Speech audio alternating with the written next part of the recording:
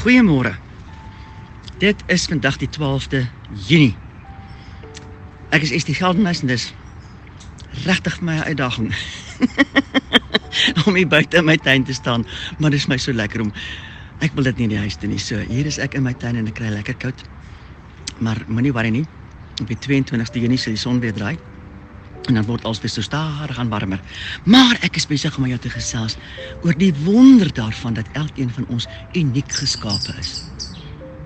En dat ons Vader ons reeds bedink het, volgens Efesiërs 1:4, voor die grondlegging van die aarde. Hy het ook bepaal dat daar spesifieke gawes was wat hy vir die mensdom wil gee, en hy het toe reeds geweet, omdat dit en dat my en jou se roeping in die lewe gaan wees, met watter gawes hy ons natuurlik gaan toebedeel. Maar weet jy wat? Ons kan vra dat ons Vader ons ook sal laat ontwikkel in ander gawes. Daar gaan die bly wat altyd ons sterkste gawes gaan wees. Maar niemand van ons hoef terug te staan en te sê, o nee, ek het nie daai ontvang nie, daarom hoef ek nie daaraan te opereer nie. Nee. Ontdek die gawes en vra vir Vader dat hy vir jou sal wys in jou lewe soos wat jy aanstap. Wanneer, hoe, wat? Hoe wil hy jou gebruik in die gees?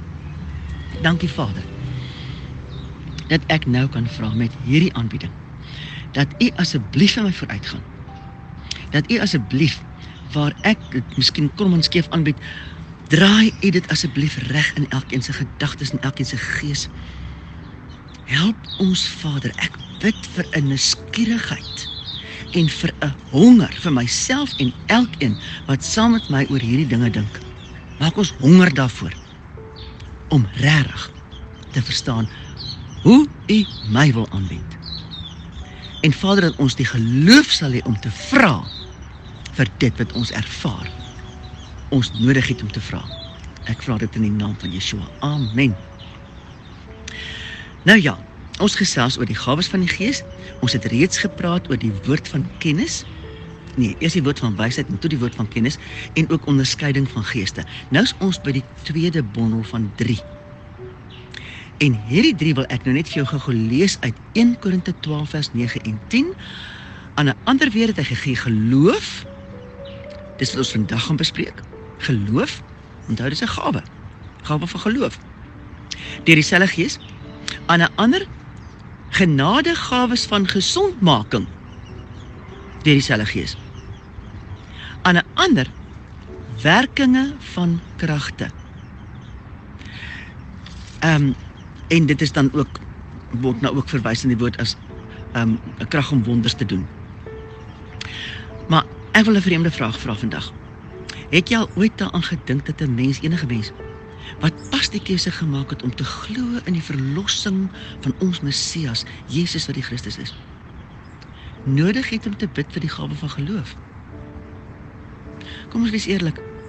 Aanvaar ons nie bloot dat elkeen wat ons Messias as verlosser erken en ontvang, daarmee saam die gawe van geloof ontvang nie? Is dit nie juist die gawe van geloof wat maak dat jy dit ontvang nie? Maar nou wil ek net myself hier in die rede val. Onthou, dit stop nie daar nie.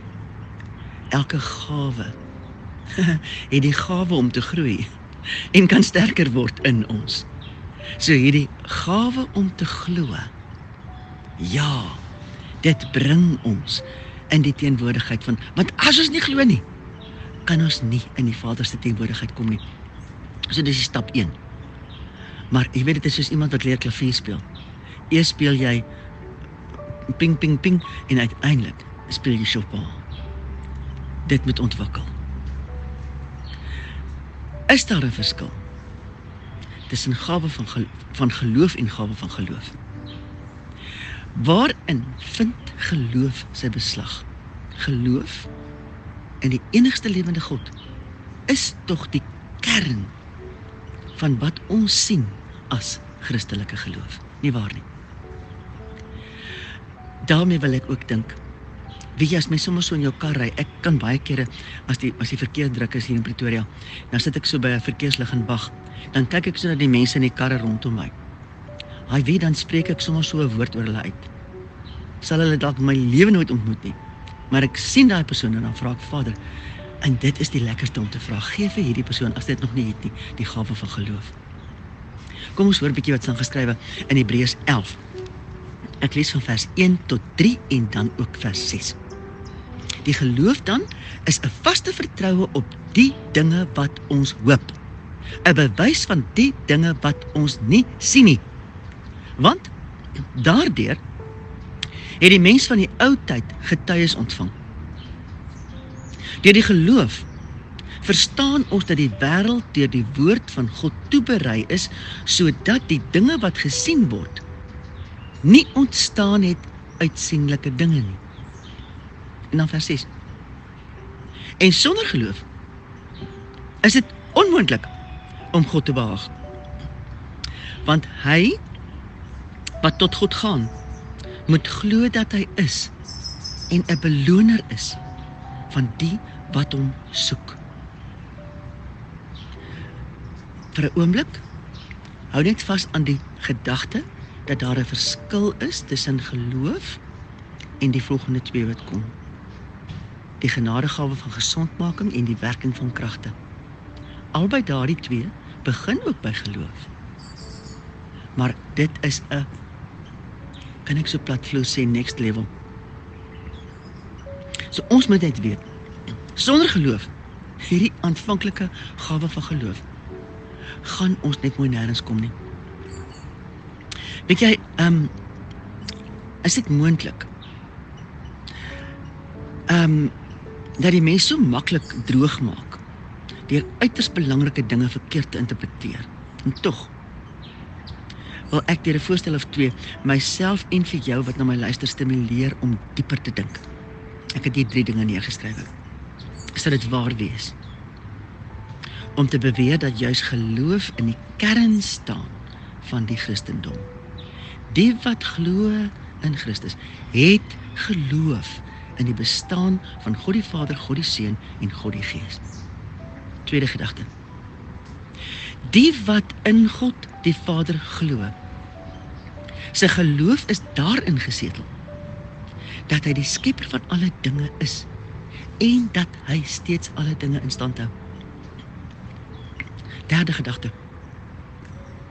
Die wat glo in God die Vader, en daarom ook glo in Jesus wat die Christus is, ons verlosser, sy geloof is ook gebaseer, baie belangrik, op die sterwe van Christus aan die kruis, waardeur hy namens die mens boete gedoen het, sodat ons verlossing vind, juis in hierdie waarheid van sy kruisdood.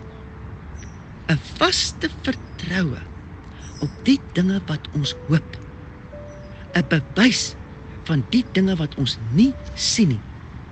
Gaan kyk asseblief vir jouself na Hebreërs 11. Maar nou wil ek 'n paar ander dinge uitlig, wat eintlik al beweeg in die rigting van die volgende twee, naamlik die werking van kragte en die werking van gesondmaking. Maar hoor my mooi, dis nog nie dit nie. En dis juist die punt, dat hierdie basiese geloof, die gawe van geloof, waarvoor ons almal moet vra, ook hierdie dinge insluit, wat ek nou as voorbeelde wil noem. Ek het hier 'n hele paar neergeskryf in Matteus 8 vers 10. Toe Jesus dit hoor, het hy hom verwonder en aan sy volgelinge gesê, voorwaar, ek sê vir julle, in Israel het ek so 'n geloof nooit gevind nie. En dit het gegaan oor die hoofman oor 100, wat gesê het, hy hoef nie sy knegt te loop haal nie.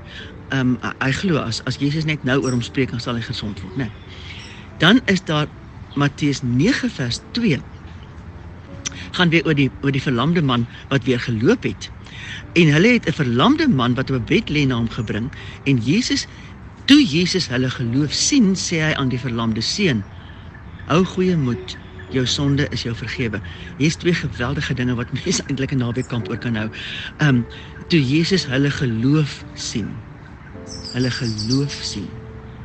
het hy vir hom gesê, hou goeie moed, jou sonde is jou vergewe. Genigtig, die geloof het gegaan oor die verlamming van sy bene. En hier kom ons Messias en hy sê vir hom, jou sonde is jou vergewe. Met ander woorde, as ons die gawe van geloof ontvang, glo ons dat ons sonde vergewe is, glo ons dat ons Hemelse Vader die Almagtige is en alles wat daarmee saamgaan, né? 'n derde voorbeeld, steeds Matteus 9 vers 22 die keer, en Jesus het omgedraai na haar gesien en gesê, hou goeie moed dogter, jou geloof het jou gered. En die vrou het gesond geword van daardie uur af. Dit was die vrou van die bloedvloeiing. Jou geloof het jou gered. Matteus 9:29, toe raak hy hulle oë aan en sê, laat dit vir julle wees volgens julle geloof. Dit was vir die 2 blindes. En onthou, dit is nog steeds nie die geloof of die krag daarvan om gesondmaking voor te bid en vir wonders te bid nie. Dis net gewoon, die mense het geglo en hulle blinde oë het weer gesien. Matteus 15:28, toe antwoord Jesus en sê vir haar, o vrou, groot is jou geloof, laat dit vir jou wees soos jy wil hê. En haar dogter het gesond geword van daardie uur af. Dit was die Kananeese vrou wat so agter hom aangeroep het, seun van Dawid, my dogter is erg van die duiwels besete. Dis wat sy vir hom gesê het, en hy sê vir haar, groot is jou geloof, laat dit vir jou wees soos jy wil hê. Wow. Dan is daar Matteus 17 vers 20, wat oor die maansiek kind gaan, en disippels kon nie help nie. Onthou die pa, jy sal nou hoor, die pa was al by die disippels, hulle kon nie help nie, maar hier kom hy by Jesus aan, en Jesus antwoord hulle, deur julle ongeloof, want voorwaar ek sê vir julle, as julle geloof het soos 'n mosterdsaad, sal julle vir hierdie berg sê, gaan weg hiervandaan, daarna toe, en hy sal weggaan, en niks sal vir julle onmoontlik wees nie. Ekskuus, ek sien ek het toe nie alles daarvan aangehaal nie, maar gaan kyk gerus weer daarna, Matteus 17 vers 20, die disippels kon nie, hulle het in Jesus geglo, maar hulle kon nie die volgende stap, die gawe van geloof, om te glo dat hy kan, dit het hulle nog nie ontvang nie. Geloof begin, nie op daai stadium nie, geloof begin by Jahwe Elohim, ons Skepper God, ons almagtige,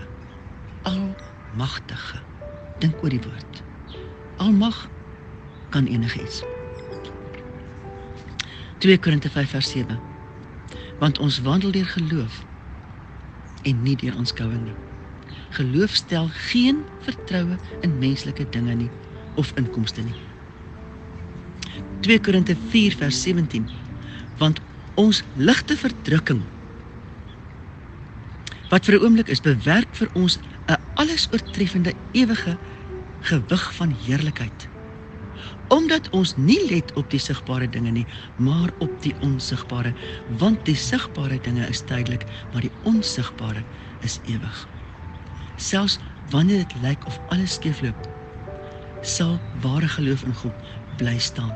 Ek wens ek het tyd gehad om 'n volledige verslag vir jou te gee van 'n ervaring wat ek gehad het baie lank gelede.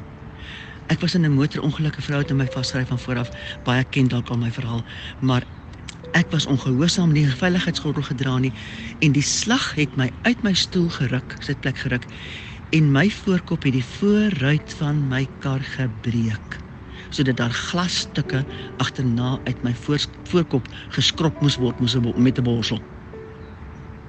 Weet jy, ek het uitgepaas van pyn, maar my hele geeswese binne in my het almekaar uitgeroep, Jesus, Jesus. En toe op 'n stadium het ek by genoeg gekom om te sê, Vader, maak asseblief nou alles heel wat aan my liggaam stikkend is. En die volgende oomblik, toe was ek haaswakker. En toe sien ek 'n ambulans, en ek sien die brandweerwa, en toe het hulle klaar, die mense van die ambulans daar al klaar, 'n stit om my bolyf gesit, en hulle is besig om te stit om my nek. Kort van die lank, hulle het my gestuur vir plate van die nek. 3 jaar later het ek gekom by 'n dokter, osteoporose toets, wat toe 'n ander soortige met 'n rekenaar gekyk het na my hele rugstring, en die man wys toe vir my na T, ek kan nie onthou wat nie, hier in die middel van my blaaie, en hy sê, mevrou, nou wanneer jy jou rug gebreek.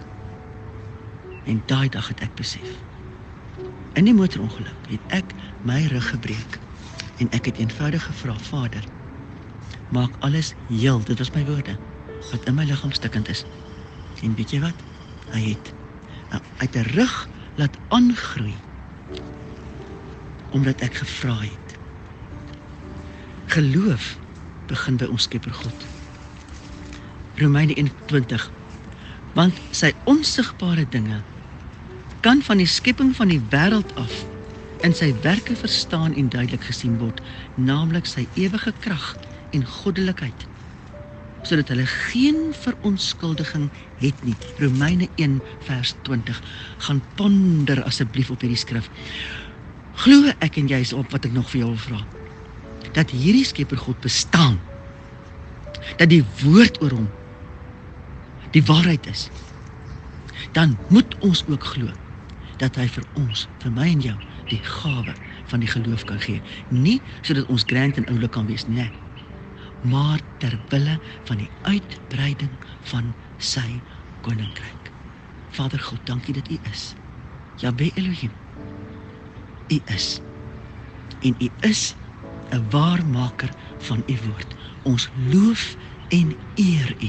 En ek bid, Vader, dat ons hele geloofsgemeenskap asseblief duidelik en helder hierdie sal ontvang, dat ek die gawe van die geloof het, en dat U dit vir my verder kan uitbrei, tot nog en nog. Ons loof U naam daarvoor. Halleluja. Amen.